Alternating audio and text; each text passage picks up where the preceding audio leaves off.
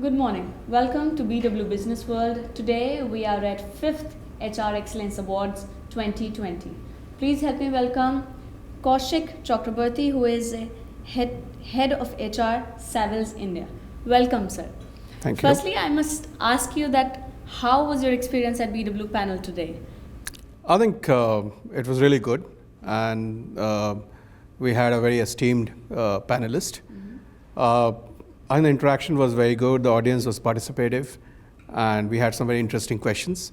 So yeah, I loved being part of it, and it was a learning experience as well. Great. So as the theme is around AI, right, I would love to ask you that how your organization, as in HR specifically HR, how your organization is ready to take up with AI and technological advancements. Okay, so technology is one of our key driver. Yes. Okay, so Savills India is into what we call as a part of the international property consulting space. It's a global organization with presence in 70 plus countries, globally. So in India, we are very clear that we need to bring in technology to work, to make our work better, or the way our people are performing. It has to facilitate our working rather than anything else. Right. And so technology has been brought into all area, whether it is business, the way we operate, the way we bring in our interface with the client, the way we give our consulting to our client, some of the solutions that we give, it has to have a wow factor. That's something which is very important to us. From an HR perspective, it is right from the pre-boarding stage to welcome, to exit. It's a 360-degree integrated technology platform that we have. We have adopted technology platforms like Workplace to integrate, engage employees, and I think it has really, really worked very well for us. AI in many ways, right from at a recruitment stage, for example, weeding away our industry, it's very difficult to get the right kind of people. We look for very specialized individuals. Now, one of the things, and that's true probably with most of the industry, you will see that 30 to 40% of the CV that is given to a business guy for recruitment are not of the right quality. Right. So AI can be used, and we are using it for weeding away the candidates which are not needed at the screening stage or filtration stage. That's one of the ways, for example. AI is really smart in helping us in making our work specialty very quick and reaching the higher number. True. Right? So the other point wherein people are scared, I must not saying this in this way, but people are scared that AI is coming into workplace. And do you really think that HR segment is totally people-oriented area? So AI would be a threat for employment? Well, to me, I don't think so. Okay, and for example, and this is, I think a Gartner study in 2017 or 18 gave out that 1.8 million job losses happened because of AI.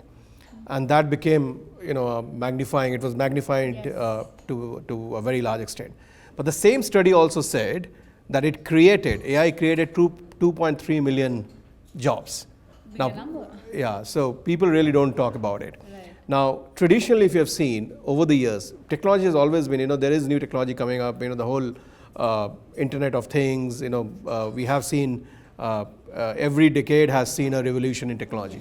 Yes. Now, whenever, today we are talking about AI and machine learning, but has it really resulted in job losses? The answer has been no. It has actually always been part of creating more jobs, creating more knowledge platforms than anything else. So to me, that's not true. We are in a very different world, and people are, and this is all driven from the fact that 40s is the new 60s. You have new generation coming in, but we don't understand that there is also that world where your lifespan is increasing, and 60s is the new 40s. Right. Okay, you're much fitter at 60. You have a long lifespan ahead of you. You're not ready to retire. Now, increasingly, people are adapting to technology, and ask any organization, any multinational, do you see higher level of engagement or a higher level of adaptability of technology, from the younger generation, from millennials, than the people who are in 40s? Right. The answer is no. It is not necessary. And that has been my experience as well. Right. And on hearing this, I can surely say that you are an optimistic person. Yeah, the for world, this. you need to be optimistic Right. in this And world when today. when it comes to fresh talent, right, hiring younger people, so millennial are being fancied, right. On the other hand, we have some senior experienced person, professional working in an industry. So do you really feel a skill gap between both of them? Skill gap between the millennials and Right. the We are hiring young, fresh graduates in an industry, right? Yeah. Any industry, and in every industry we have some special experts Yeah. leading in the organization. So, do we really have a skill gap between them? Look, ours is a consulting space. Okay, so experience counts as much as a person coming in with new thoughts, Yes. and there has to be an interplay. There has to be a sectoral knowledge, there has to be outside knowledge or outside thought process being brought in, especially by the new generation. Now, how you're able to take advantage of this interplay, Right. That's is what will define success of an organization. So I think that's something which is very important. Right, that will play a And crucial role. yeah. So I really don't think it harms each other or eats into each Right, other. right. It synergizes with each other. I think that's very important. Thank you so much for your insights, for your valuable thoughts. Thank you you. so much for being in. Thanks a lot. In the Thank you very conversation. much. Thanks a lot.